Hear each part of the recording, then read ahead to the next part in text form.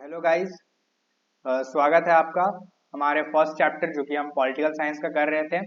वो चैप्टर था हमारा कौन, चैलेंजेस ऑफ नेशन बिल्डिंग। तो पहले वीडियो में जैसा हमने पार्ट 1 को कंप्लीट किया था, आज हम इस वीडियो में किसको कंप्लीट करेंगे? आज हम इस वीडियो में पार्ट 2 को कंप्लीट करेंगे। ठीक है, तो सबसे पहले हमने चैप्टर का स्टार्टिंग में पढ़ लिया था। हमने चैप्टर के स्टार्टिंग में पहले देखा कि क्या क्या क्या क्या कैसे हमारा जो कंट्रीज है वो इंडिपेंडेंट हुआ और क्या क्या चैलेंजेस थे। जब पार्टीशन हुआ तो उसके में कुछ कुछ प्रोसेसेस भी थे, उसको भी हमने देखा। कैसे उसका क्या कॉन्सिक्वेंसेस होता है पार्टीशन का, उसको भी हमने देखा। अब यह जो पार्ट 2 है इसमें हम क्या देखेंगे उस चीज को, चलिए आगे स्टार्ट करते हैं बिना कोई लेट किए। ठीक है, तो आइए। तो सबसे पहले हम इसमें देखिए, सबसे पहले सबसे पहले इसमें हम क्या करेंगे, तो सबसे पहले हमारा क्या है, इंटीग्रेशन ऑफ प्रिंसली स्टेट है। सबसे ऊपर में जो टॉपिक है हमारा, कौन सा टॉपिक है हमारा? टॉपिक है princely state, integration of princely state. कैसे हमारे देश का क्या हुआ, इंटीग्रेशन हुआ, उस चीज को हम देखेंगे। तो सबसे पहले स्टार्टिंग में बता दें आपको कि पहले ब्रिटिश इंडिया था। ब्रिटिश इंडिया कहने का क्या मतलब होता है? देखिए, ब्रिटिश इंडिया कहने का सिंपल मतलब होता है India under the British. India under the British, इसी को हम क्या कहते हैं? इसी को हम क्या कहते हैं? British India. ठीक है, तो ब्रिटिश इंडिया उस समय दो भाग में बटा हुआ था। कितने भाग में बटा हुआ था उस समय? ब्रिटिश इंडिया दो भाग में बटा हुआ था। एक हमारा जो था वो क्या था, ब्रिटिश इंडियन प्रोविंस था। ब्रिटिश इंडियन प्रोविंस था जिसपे सीधा डायरेक्ट रूल किसका होता था? जिसपे सीधा जो डायरेक्ट रूल होता था वो डायरेक्ट हमारे प्रोविंसेस का, ब्रिटिश का रूल होता है। जैसे आपने सुना होगा बॉम्बे, मद्रास, यहाँ पर कोई राजा नहीं होता था, ये डायरेक्ट ब्रिटिश के कंट्रोल में होता था। कलकत्ता, तो ये सब ऐसे जगह हैं जहां पर डायरेक्ट किसका कंट्रोल था? डायरेक्ट ब्रिटिश का कंट्रोल था। अब दूसरा आता है हमारा प्रिंसली स्टेट। प्रिंसली स्टेट में क्या था कि उस स्टेट का हेड कौन होता था? स्टेट का जो हेड होता था वो होता था किंग। उस स्टेट के अंदर का हेड कौन होता था? किंग। लेकिन किंग को क्या होता कि किंग को कुछ परमिशन लेना होता था कि आपको इतना ही मैटर तक आप डिसीजन ले सकते हैं, बाकी अगर उससे बाहर आपको डिसीजन लेना है तो आपको ब्रिटिश से परमिशन लेना होगा। तो देखिए, सबसे पहले ब्रिटिश इंडियन प्रोविंसेस में क्या है कि जो ब्रिटिश इंडियन प्रोविंसेस था, देखिए जो ब्रिटिश इंडियन प्रोविंसेस था वो डायरेक्ट किसके कंट्रोल के अंडर में था? वो ब्रिटिश गवर्नमेंट के कंट्रोल में था। और इधर आपका, इधर जो प्रिंसली स्टेट था, क्या several large and small state, कुछ जो बड़े हो चाहे छोटे हो, उसमें पता है कितने प्रिंसली स्टेट थे? 565। इसको लिख लीजिएगा क्योंकि ये बहुत एक इंपॉर्टेंट क्वेश्चन है, 1 मार्क्स के लिए पूछा जाता है कि how many princely state at that time. उस समय कितने प्रिंसली स्टेट थे? तो 565 प्रिंसली स्टेट थे। ठीक, छोटे हो चाहे बड़े, सभी स्टेट क्या करते थे, कुछ कंट्रोल जो था वो एंजॉय करते थे ओवर देयर इंटरनल अफेयर। ठीक, वो किसका सुप्रीमेसी को एक्सेप्ट किए थे? ब्रिटिश के सुप्रीमेसी को। और जिससे इसे ही हम लोग क्या कहा जाते हैं, इसी इसी को हम लोग कहते थे पैरामाउंसी। मतलब सिंपल भाषा में समझे तो ब्रिटिश मतलब जो राजा थे उसको क्या करना पड़ता था? एक्सेप्ट करना पड़ता था ब्रिटिश के आज्ञा को। ठीक है, तो उसी को हम लोग क्या कहते हैं सिंपल लैंग्वेज में? उसी को हम लोग कहते थे उस टाइम द पैरामाउंसी और सुजैरिनिटी ऑफ द ब्रिटिश का।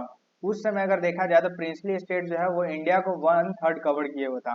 Princely state cover 1/3 of the land area of British Indian empire. आप सोच सकते हैं, ठीक, कि अभी कहाँ 28 स्टेट है और उस समय छोटे बड़े सब मिला के 565 रियासत हुआ करते थे, देसी रियासत। और सब का हेड कौन होता था? राजा। आइए अब आगे देखते हैं। आगे है कि ये समस्या क्या थी, प्रॉब्लम, समस्या क्या थी। ठीक है, इस चीज को देखते हैं हम। तो समस्या में सबसे पहले अगर हम बात करें तो क्या है कि बिफोर इंडिपेंडेंस, इंडिपेंडेंस के पहले ये अनाउंस हो गया था क्या कि with the end of their rule over India, India के जैसे ही खत्म होगा, मतलब ब्रिटिश रूल जैसे ही इंडिया से जाएगा तो वैसे ही ब्रिटिश का क्या होगा, पैरामाउंसी खत्म हो जाएगा। पैरामाउंसी खत्म हो जाएगा मतलब जो राजा है वो तो ठीक है, हेड रहेगा उस इलाका का, लेकिन क्या होगा कि अब वो ब्रिटिश के अंडर नहीं है, तो प्रिंसली स्टेट भी क्या होगा, लैप्स हो जाएगा। इट मीन्स दैट कि जितना 565 जो भी हमारा प्रिंसली स्टेट था वो क्या हो जाएगा, लीगली इंडिपेंडेंट हो जाएगा, सब आजाद हो जाएंगे। तो इसके चलते पता है 3 ऑप्शन दिए गए थे। 3 ऑप्शन ब्रिटिश गवर्नमेंट ने 3 ऑप्शन दिया था। क्या जो ऑप्शन दिया था, पहला जो ऑप्शन था वो या तो आप इंडिया से मिल सकते हो, दूसरा आप पाकिस्तान के साथ रह सकते हो, और तीसरा यह कि आप इंडिपेंडेंट रहो। तो बहुत सारे जो स्टेट थे, जैसे मान लीजिए स्टार्टिंग में ना जूनागढ़ हो गया आपका, जूनागढ़, ठीक, यहाँ के राजा, जे एन के आप सुने होंगे, जम्मू कश्मीर, ठीक, जे एन के, जम्मू कश्मीर, यहाँ भी आप सुने होंगे कि यहाँ का भी जो राजा था, उनको भी इंडिपेंडेंट रहना पसंद था। उसके बाद हैदराबाद, हैदराबाद के भी जो राजा थे उनको भी इंडिपेंडेंट रहना पसंद था, वो भी इंडिपेंडेंट रहना चाहते थे। ठीक है, आगे। तो सबसे पहले देखिए, अभी मैंने त्रावणकोर का एग्जांपल दिया और वही है। फर्स्ट सबसे पहले रूलर जो थे त्रावणकोर के, उन्होंने क्या अनाउंस किया, उन्होंने अनाउंस किया कि उनका जो स्टेट है वो डिसाइड किया है कि वो क्या रहेंगे, वो इंडिपेंडेंट रहेंगे। ठीक है, उसके बाद निजाम, यहाँ का निजाम तो हैदराबाद का निजाम, द निजाम ऑफ हैदराबाद, हैदराबाद का निजाम भी अगला दिन यही अनाउंसमेंट करता है कि वो भी क्या रहेगा, इंडिपेंडेंट रहेगा। वैसे ही भोपाल के जो रूलर थे वो क्या करते हैं, वो ज्वाइन कर लेते हैं कॉन्स्टिट्यूंट। मतलब कुछ कुछ स्टेट थे वो ठीक है, वो अपने इच्छा अनुसार इंडियन यूनियन को ज्वाइन कर लिए थे, लेकिन बहुत सारे ऐसे भी स्टेट थे जो कि इंडियन यूनियन को ज्वाइन नहीं किए थे, वो कह दिए थे नहीं हम इंडिपेंडेंट रहेंगे। बहुत सारे स्टेट ने कहा कि नहीं हम पाकिस्तान के साथ रहेंगे। ठीक, तो दिस रिस्पॉन्स ऑफ ये जो प्रिंसली स्टेट का रूलर था, ये मतलब रियल, वेरी रियल पॉसिबिलिटी थी कि इंडिया जो है वो क्या होगा, बहुत सारे छोटे छोटे कंट्री में डिवाइड होगा। क्योंकि आज देखिए, आज हम यूनाइटेड है, हमारे पास 28 स्टेट है, कल को 565 था, वो छोटा अगर कोई जिला भी है यार, अगर वो कहता कि नहीं हम अपना रहेंगे, तो ऐसे करके तो कितना कंट्री आज बन जाता। लेकिन सबको क्या किए, इंटीग्रेट किए। पता है इंटीग्रेशन में सबसे महत्वपूर्ण योगदान किसका था, इंटीग्रेशन ऑफ इंडिया, इंडिया के इंटीग्रेशन में सबसे महत्वपूर्ण योगदान अगर कोई आदमी का था तो वो थे हमारे आयरन मैन ऑफ इंडिया।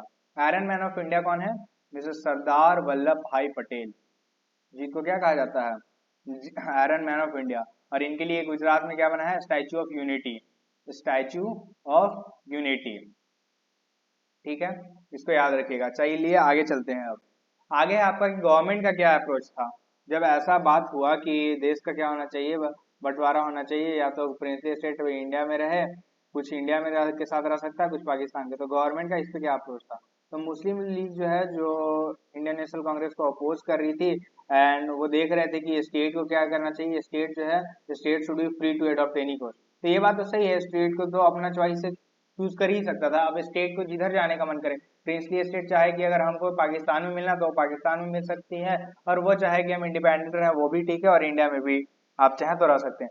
तो सरदार वल्लभ भाई पटेल, जिसका अभी मैंने आपको नाम बताया, कौन, सरदार वल्लभ भाई पटेल, ये इंपॉर्टेंट क्वेश्चन है, 1 मार्क्स में हमेशा पूछा जाता है।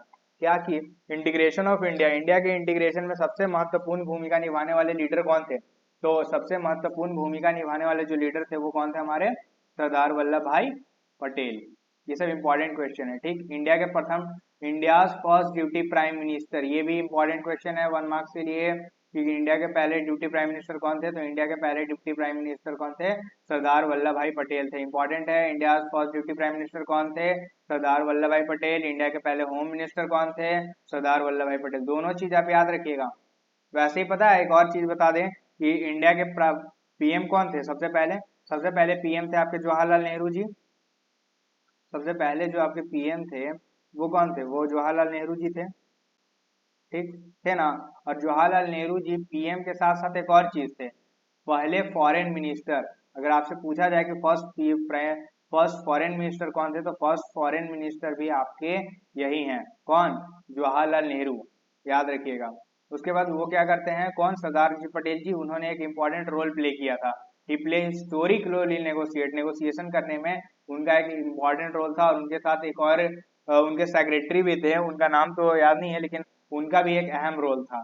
ठीक है, डिप्लोमेटिकली, चाहे तो वो डिप्लोमेटिकली तरीके से हो, चाहे कुछ अगर ज्यादा हरासमेंट कोई भी अगर तरीका हो तो वो भी तरीका, लेकिन कुछ भी करके उन्होंने क्या किया, इंडिया का इंटीग्रेशन किया। उस समय, आज हम देखते हैं उड़ीसा एक सिंपल स्टेट है, लेकिन उस समय देर वाज 26, उड़ीसा में सिर्फ 26 स्टेट थे, आप सोच सकते हैं। आज उड़ीसा खुद एक स्टेट है, लेकिन उस समय उड़ीसा में 26 स्टेट थे, और गुजरात जैसे रीजन में बड़े बड़े 14 स्टेट थे, 119 छोटे छोटे राज्य थे। मतलब आप सोच सकते हैं हमारा उस टाइम का जो कंट्री है वो कितना डिवाइडेड था, किस तरह डिवाइडेड था। ठीक, आगे आइए, आगे देखते हैं। अब आगे आपका गवर्नमेंट ने कौन कौन से अप्रोच किए, ये इंपॉर्टेंट क्वेश्चन है, इसको बीबीआई कर लेंगे, ये आपसे आता है एग्जाम में। ठीक है, कि कौन कौन से अप्रोच लिए गए थे, किसके द्वारा? गवर्नमेंट के द्वारा। ठीक, तो सबसे पहले the people of most of the princely state, बहुत सारे जो लोग थे प्रिंसली स्टेट, वो क्लियरली यही चाहते थे कि हम इंडिया के साथ रहें। अरे भाई कह रहेंगे भी कि नहीं, India is the great country. भाई अपना देश है Bharat, India is the great country. Comment में इंडियन जरूर लिखेंगे, proud to be an Indian. Bharat है। उसके बाद देखिए, पहला तो ठीक है, बहुत सारे लोग क्या कर चुके थे, बहुत सारे लोग क्लियर कर चुके थे कि भाई हम किसके साथ ज्वाइन होना चाहेंगे, हम इंडियन यूनियन के साथ कौन जाएगा यार पाकिस्तान के साथ, कोई कोई चल गया होगा, लेकिन मोस्ट ऑफ द लोग तो यही सोचे भाई इंडिया में रहेंगे हम, वी आर इंडियन। उसके बाद सेकेंडली दूसरा डिसीजन क्या था कि गवर्नमेंट जो थी वो ऑटोनॉमी देने में भी फ्लेक्सिबल थी। बहुत सारे जो आपके प्रिंसली स्टेट थे वे क्या थे, वे इंडिपेंडेंट थे, लेकिन बाद में कुछ ऐसा कंडीशन आता है, कुछ डिमांड डील करते हैं और उनको भी क्या कर लिया जाता है, इंटीग्रेशन कर लिया जाता है। अगर मान लीजिए कोई कोई छोटा ही अगर जिला टाइप है, ठीक, और जिला टाइप है, वो कल को प्रिंसली स्टेट था, तो अब वो मेंटेन तो नहीं ना कर सकता है, तो क्या हुआ कि कुछ उन लोगों को दिया गया ऑफर कि आप ऐसा ऐसा आपको दिया जाएगा, तो फिर वो शामिल हो गए कि भाई हम खुद अपने छोटा है, इंडियन यूनियन में से बड़ा है, तो हम शामिल हो जाते हैं, मिलजुल के रहेंगे। उसके बाद तीसरा क्या था, in the backdrop of partition which brought into focus over demarcation integration और consolidation of territorial boundary of the nation और assume supreme importance. At the last क्या होता है, बहुत सारे जो टेरिटरी थे उसका डिमार्केशन भी हो जाता है, और बहुत सारे जो हमारे प्रिंसली स्टेट थे, सॉरी बहुत सारे प्रिंसली स्टेट, कंट्री गलती से बोला गया, प्रिंसली स्टेट जो थे उनको डिमार्केट हो जाता, उनका बाउंड्री अपना फिक्स हो जाता है कि ये आपका बाउंड्री रहेगा, ठीक, और धीरे धीरे उनका इंटीग्रेशन भी हो जाता है। बहुत सारे जो रूलर, ये एक इम्पॉर्टेंट याद रखिएगा, इंस्ट्रूमेंट ऑफ एक्सेशन, 3 मार्क्स के लिए मोस्ट इम्पॉर्टेंट क्वेश्चन, 3 मार्क्स के लिए मोस्ट इम्पॉर्टेंट क्वेश्चन इंस्ट्रूमेंट। अगर आपका एग्जाम हो रहा है फर्स्ट इंटरनल, अगर टीचर ही क्वेश्चन नहीं दिया तो फिर समझ जाइए कि वो अच्छा से पढ़ाया नहीं है, क्योंकि ये एक मोस्ट इंपॉर्टेंट क्वेश्चन है, ये क्वेश्चन हमेशा आता ही है। तो the ruler of the most of the state, बहुत सारे, जब भी कोई, जैसे सपोज दैट कि मान ले कि हैदराबाद है, हैदराबाद एक प्रिंसली स्टेट था, यदि हैदराबाद को इंडियन यूनियन के साथ शामिल होना है तो उसको एक डॉक्यूमेंट में साइन करना होता था। किसमें साइन करना होता था? एक डॉक्यूमेंट पे साइन करना होता था, ठीक। अगर हैदराबाद को इंडियन यूनियन के साथ मिलना है तो उस एक डॉक्यूमेंट में साइन करना पड़ता था, और उसी डॉक्यूमेंट को हम क्या कहते हैं? Instrument of accession. Simple language में यही है, क्या है कि यदि कोई भी स्टेट, कोई भी प्रिंसली स्टेट के अगर जो राजा हैं या शासक हैं या निजाम हैं, यदि उनको इंडियन यूनियन के साथ मिलना है तो एक डॉक्यूमेंट पे उनको साइन करना पड़ेगा, ठीक। और वही जो डॉक्यूमेंट है, उसी डॉक्यूमेंट को हम इंस्ट्रूमेंट ऑफ एक्सेशन कहते हैं। ये आपको समझ आया कि नहीं आया, एक बार आप जरूर कमेंट करके बताइएगा, ठीक है, बहुत ईजी है एकदम। अब देखिए, बहुत सारा प्रिंसली स्टेट था आपका, जैसे कौन कौन कौन, स्टेट ऑफ जूनागढ़ हो गया आपका, फिर आपका हैदराबाद हो गया, ठीक, कश्मीर हो गया, बुक में मणिपुर भी है, बुक में कौन कौन है? हैदराबाद दिया है आपका और एक मणिपुर दिया है, कश्मीर लास्ट में आप पढ़िएगा, जब रीजनल एस्पिरेशन चैप्टर आप पढ़ाएंगे तो उसमें कश्मीर का मुद्दा है, कश्मीर का मुद्दा बहुत इंटरेस्टिंग रहा है। और बाकी आप अगर आर्टिकल 370 मूवी देखिएगा तो उसमें आप जानिएगा, आर्टिकल 370 बहुत अच्छा मूवी है, ठीक। तो आगे हम कश्मीर का देखेंगे, और अभी हम लोग किसका पढ़ेंगे? मणिपुर और हैदराबाद का पढ़ेंगे। तो इसी तरह क्या होता है, एक्सेशन हो जाता है लास्ट में, लास्ट में जो है प्रिंसली स्टेट इंडिया में मिल जाता है, लेकिन डिफिकल्टीज, कुछ कुछ स्टेट हैं जो अपने ज्वाइन हो गया, अच्छा बात है, उनको इजिली इंटीग्रेट कर लिया गया, लेकिन कुछ कुछ होता है ना फुटानी करने वाले कि नहीं हम तो नहीं मिलेंगे, मेरा तो ऐसा है, हम ऐसे रहेंगे, हम अपने इंडिपेंडेंट रहेंगे। कश्मीर वाला का छोटा सा आपको बताते हैं स्टोरी। कश्मीर का स्टोरी पता है क्या था? देखिए, सबसे पहले जो वहां के महाराजा थे, महाराजा कौन है कश्मीर के? तो कश्मीर के महाराजा थे आपके हमारे हरि सिंह जी। कौन थे? हरि सिंह। हरि सिंह जी थे हमारे कश्मीर के राजा। अब क्या हुआ कि अचानक पाकिस्तान के कुछ ट्राइबल इन्फिल्ट्रेटर जो है वो अटैक कर देते हैं किस पे? कश्मीर को। अब अचानक अटैक कर देते हैं, राजा के पास उतना आर्मी था नहीं, राजा जी हड़क जाते हैं, सोचते अब क्या होगा, अब का पूरा टेंशन में हो जाते हैं, ठीक। तो एक स्टोरी में है कि वो क्या करते हैं, अपना खुद उनका जो गन रहता है उसको लेते हैं और अपने जो मिनिस्टर होता है उसको बोलते हैं कि अगली सुबह अगर ब्रिटिश इंडियन यूनियन अगर नहीं आया तो आप मुझे गोली कर मार दीजिएगा। हरि सिंह ऐसा क्योंकि हरि सिंह जो है जब इन्फिल्ट्रेटर आता है तो उनके पास तो उतना आर्मी नहीं था, तो वो हेल्प मांगते किससे, ब्रिटिश इंडियन यूनियन से। और 6 या 7 घंटा के अंदर ब्रिटिश इंडियन यूनियन को पहुंचना था।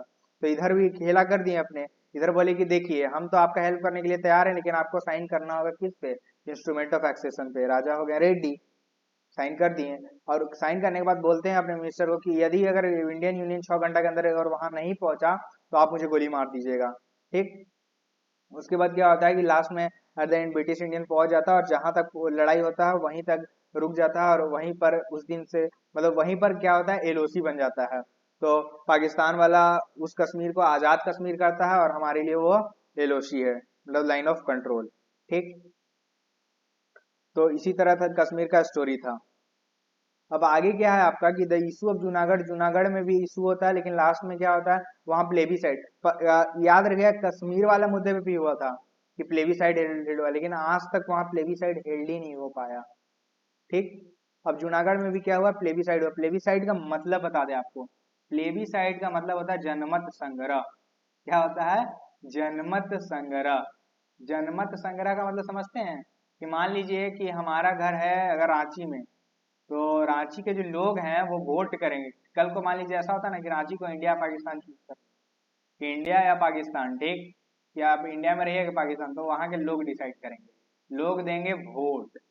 और जनमत संग्रह मतलब जन लोग के द्वारा वोट होगा कि कौन, तो इंडिया अगर ज्यादा लोग अगर 70% लोग कहते कि नहीं we are Indian, we are proud to be an Indian, हम इंडियन है, हम इंडिया में रहेंगे, तो क्या होगा कि रांची जो है वो इंडिया में ही रहेगा।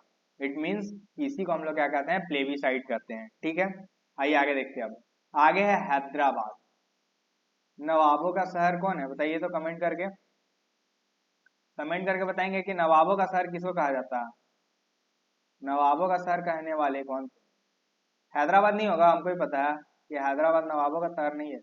यहाँ के राजा को सबसे पहले किस चीज का टाइटल दिया जाता था, तो वो याद रखिएगा, यहाँ के राजा को कहा जाता था भैया निजाम। क्या कहा जाता था, निजाम।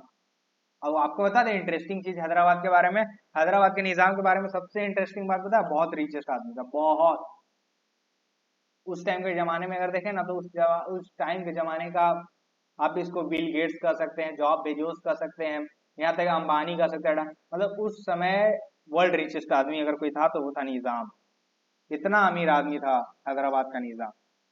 और सबसे बड़ा बात की है, सबसे लार्जेस्ट प्रिंसली स्टेट में भी कौन आता है आपका, लार्जेस्ट प्रिंसली स्टेट में भी आता है आपका हैदराबाद। ये सब इंपॉर्टेंट है, एक लाइन वाला आपको।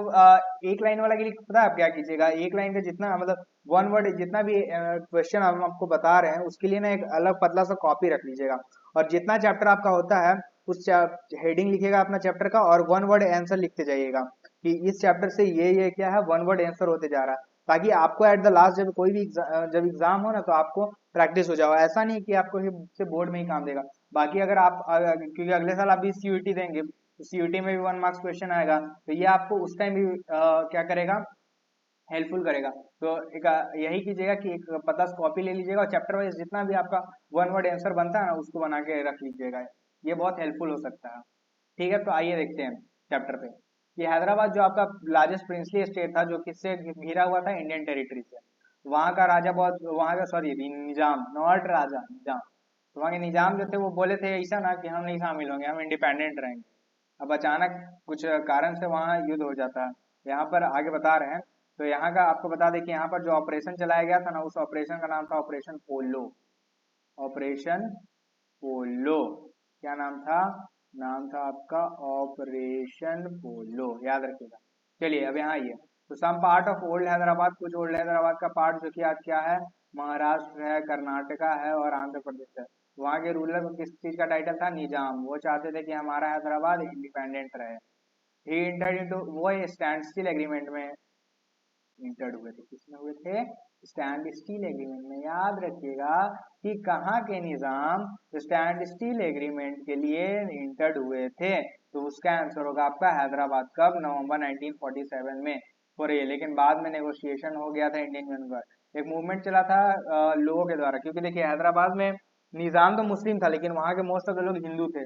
वो नहीं चाहते थे कि हमारा जो है वो चाहते थे कि हम किससे मिल ले, हम इंडियन यूनियन से मिले, और वो उन्होंने वहां पर विद्रोह हो गया। फिर ना यहाँ के जो निजाम थे ना, उनका अपना आर्मी था, पता है उस आर्मी को क्या कहते हैं? रजाकार।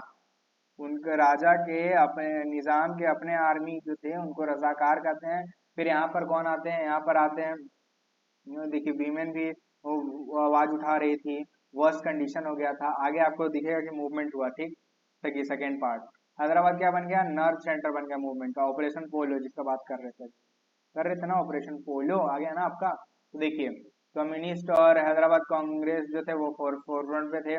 निजाम जो थे वो अपना पैरामिलिट्री फोर्स भेजे, रजाकार। याद रखिएगा 1 मार्क्स के लिए ये भी इम्पोर्टेंट क्वेश्चन है कि कौन सा आर्मी था, रजाकार या फिर रजाकार किसके आर्मी को कहा जाता था, ये इम्पोर्टेंट क्वेश्चन है। उसके बाद वहां पर बहुत गंदा मतलब कंडीशन हो गया, मर्डर होने लगा, लोगों रेप होने लगा, लूट हो गया। फिर वहां पर सेंट्रल गवर्नमेंट क्या किया? इंटरवीन किया और आर्मी को भेजा सिचुएशन को टैकल करने के लिए। सितंबर 1948 में इंडियन आर्मी वहां से मूव करके निजाम फोर्सेस को हटा दिया, और लास्ट में हैदराबाद क्या बन गया? अपना इंडिया का पार्ट बन गया हैदराबाद। हैदराबाद क्या बन गया? हैदराबाद बन गया अपना इंडिया का पार्ट। ठीक है, कैसा लग रहा है आप कमेंट करके बताइएगा, ठीक है। हैदराबाद किसका बन गया? इंडिया का पार्ट बन गया। चलिए आगे देखते हैं अब आते हैं हमारे मणिपुर। अरे इसका राजा का नाम सुनिए ना, बोधा चंद्र सिंह। थोड़ा इंटरेस्टिंग नहीं है? बोधा चंद्र सिंह, क्या नाम है राजा का? बोधा चंद्र सिंह। तो महाराजा है मणिपुर के, इज्जत उनका है भाई, प्रतिष्ठवान व्यक्ति हैं, प्रतिष्ठित व्यक्ति हैं, सॉरी सॉरी, प्रतिष्ठित व्यक्ति हैं। कौन? बोधा चंद्र सिंह। तो वो क्या करते हैं कि इंस्ट्रूमेंट ऑफ स्टेशन पे साइन कर देते हैं इंडियन गवर्नमेंट के साथ कि चलो भैया हम क्या करेंगे, इंडियन यूनियन के साथ रहेंगे। बाद में क्या होता है कि पब्लिक ओपिनियन के प्रेशर में महाराजा क्या करते हैं, इलेक्शन हेल्ड करते हैं जून 1948 में, और यह जो स्टेट होता है वो कॉन्स्टिट्यूशनल मोनार्की बन जाता है। ये भी एक आपका इंपॉर्टेंट क्वेश्चन 1 मार्क्स के लिए, बहुत इंपॉर्टेंट। बीबीआई आप लिख जरूर से जरूर को लिखेंगे क्या कि Manipur was the first state जहां पर इलेक्शन हुआ था। अच्छा, आज अगर मेरे हमारे माइंड में ईस्टर्न स्टेट के बारे में क्या सोच आता है?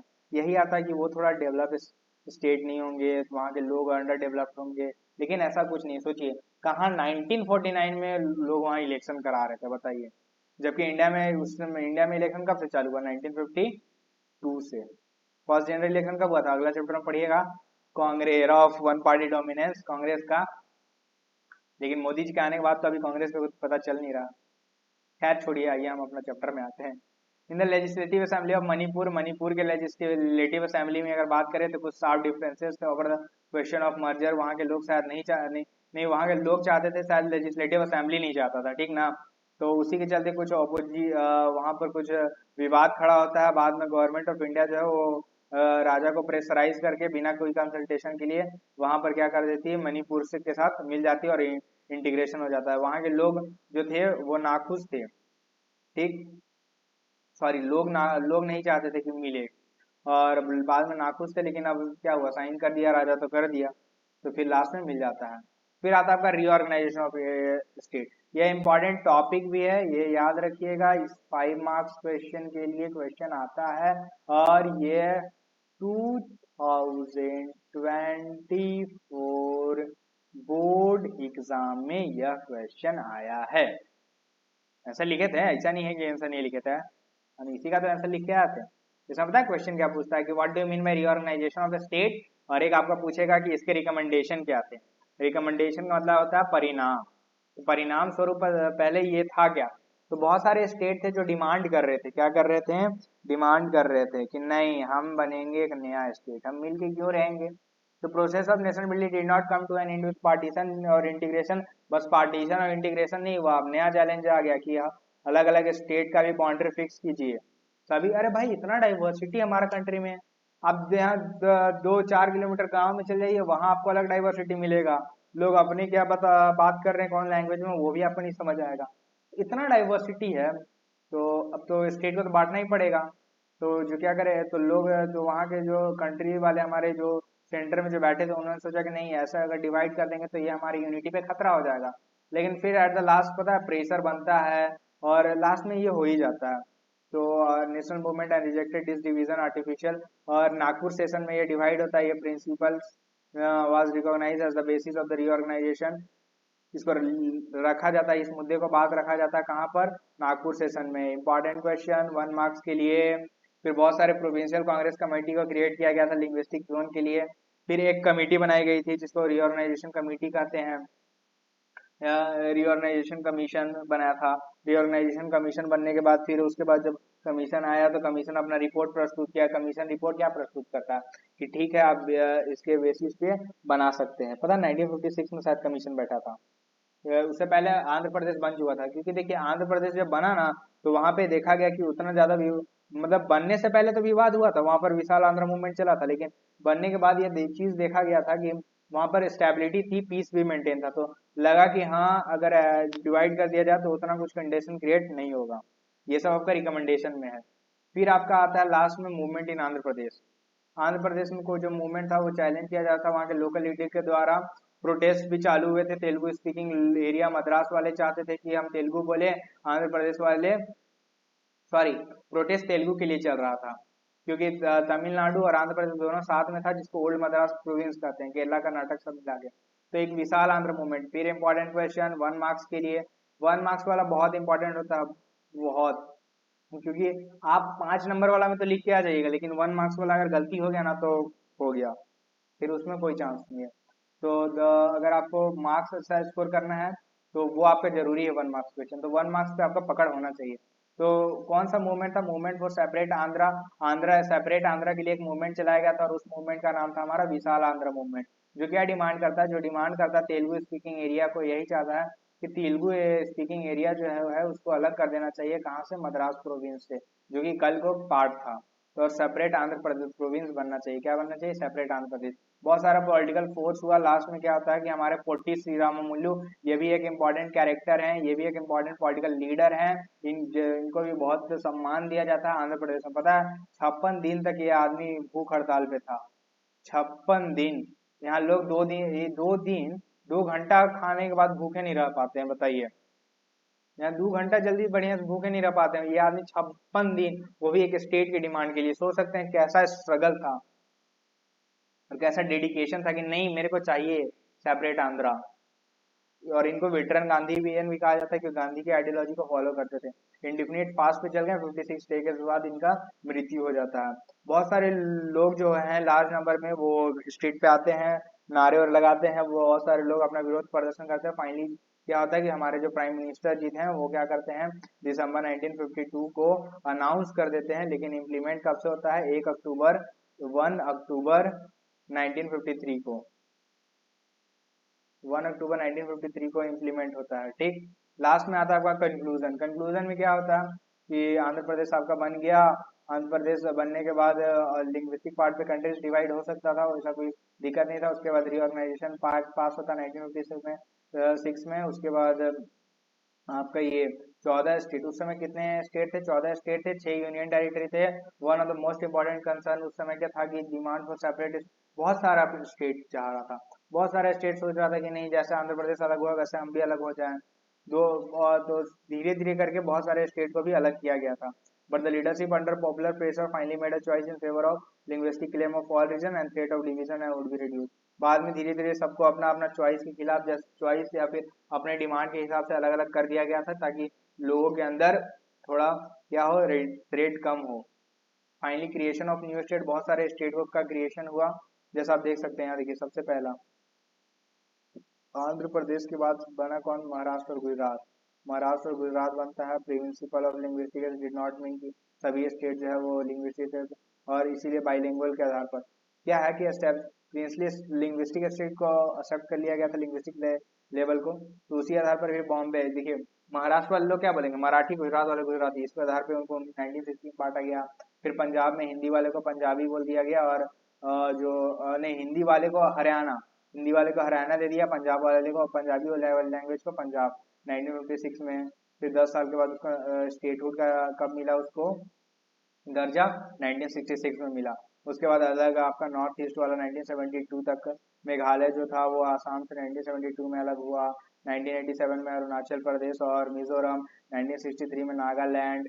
ठीक, language did not remain the sole basis. सिर्फ लैंग्वेज ऐसा रीजन नहीं रहा स्टेट का क्रिएशन में, और भी रहा, जैसे आपका कौन सा कल्चर, यहाँ देखिए छत्तीसगढ़ हो गया आपका, रीजनल इम्बैलेंस डेवलपमेंट, ये सभी रीजन रहा। छत्तीसगढ़, उत्तराखंड, झारखंड 2000 ईयर में बनाया गया। तेलंगाना को भी मर्ज किया गया। तेलंगाना तो हाल फिलहाल में 2014 में बना है, ये तो हमको याद है।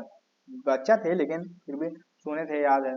फिर अभी बहुत सारे लोग अब देखिए, देखा देखी नहीं होता कि हाँ भाई उसको मिल गया, हाँ हमको भी चाहिए, ऐसी देखा देखी। अब छोटा छोटा जो था वो भी बोलने लगा। अब महाराष्ट्र में विदर्भ बोलने लगा कि हमको भी अलग स्टेट बना दो। हरित प्रदेश कहने लगे हैं उत्तर प्रदेश में, हमें भी बना दो, हमें भी बना दो, हमें भी अलग स्टेट चाहिए। तो अब अगर ऐसे ही करने लगे कि कल को क्या होगा कि कल को लातेहार बोलेगा नहीं मेरे को भी अलग स्टेट बना दो, अब हम झारखंड में नहीं रहेंगे। कल को रांची कहेगा नहीं मेरे को भी स्टेट बना दो, तो ऐसे थोड़ी स्टेट बन जाओगे। भाई स्टेट बनना चाहिए, ठीक है, अच्छी बात है, लेकिन क्या अब सभी को अगर हम डिवाइड कर देंगे तो उसको मेंटेन करने के लिए भी तो चाहिए सोर्स, रिसोर्स चाहिए ना मेंटेन करने के लिए। तो इसी तरह जितना हो सकता है सरकार अपनी ओर से करता है। ठीक है, इसी के साथ आगे देखते हैं। हमको तो लगता है यहीं तक आपका चैप्टर जो है वो हो गया फिनिश, चैप्टर हो गया आपका फिनिश। नेक्स्ट स्लाइड में थैंक यू। तो ठीक है दोस्तों, इसी के साथ आपका पार्ट भी कंप्लीट होता है। आप कमेंट करके बताइएगा पार्ट बी मतलब पार्ट 2 चैप्टर 1 का। अभी चैप्टर 1 कंप्लीट हुआ है आपका, ठीक। तो ऐसे ही नाचते रहिए आप भी एकदम स्माइल करके। इमोजी बना देता हूँ मैं। और कमेंट करके आप जरूर बताइएगा कि आपको चैप्टर कैसा लगा। वैसा कोई देखिए, आराम से पढ़िए, एकदम मस्त होके पढ़िए, कोई टेंशन लेने की जरूरत नहीं है। टाइम बहुत है आपके पास, सिलेबस भी कंप्लीट एकदम हो जाएगा आपका, बहुत ज़्यादा टाइम नहीं लगेगा। तो थैंक यू। और ज़्यादा से ज़्यादा अगर अपने दोस्तों को शेयर करने का ट्राई करें, और कमेंट करके जरूर बताएं कि वीडियो कैसा लगा आपको। और अगला सब्जेक्ट भी चूज करके खुद बताइएगा कमेंट करके कि आपको कौन से सब्जेक्ट और कौन से चैप्टर पे चाहिए। ऐसे तो मैं इकोनॉमिक्स का बना रहा हूँ, तो आप भी बता दीजिए कि आपको कौन से किसका चाहिए, इसे अच्छा रहेगा। ठीक है, thank you, have a good day again. फिर मिलते हैं नेक्स्ट वीडियो में।